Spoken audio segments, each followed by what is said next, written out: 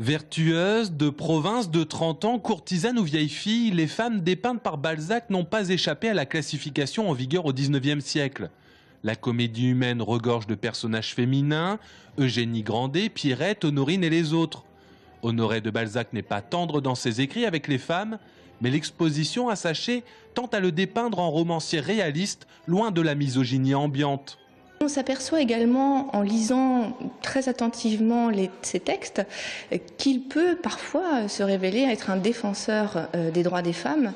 Par exemple, Balzac va plutôt revendiquer le divorce pour les femmes, car pour lui, c'est vraiment un palliatif au mot du mariage.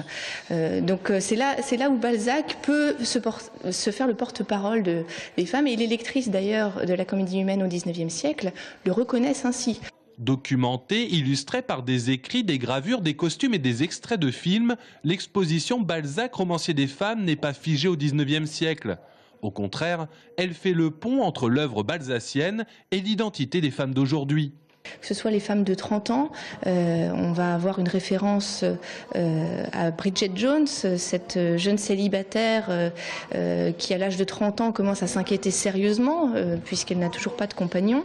Et donc on s'aperçoit que encore aujourd'hui, rester célibataire à cet âge-là est problématique. Bridget Jones est balzacienne. Alors Bridget Jones, oui, s'est inspirée de toute manière d'une œuvre du 19e siècle. Donc voilà, cette histoire est absolument tout à fait balzacienne. Dernière pièce de l'expo, les femmes hermaphrodites. C'est qu'au 19e, Balzac défendit les auteurs femmes, obligées d'être hommes pour écrire. La plus célèbre d'entre elles, l'amie et correspondante d'Honoré de Balzac, George Sand.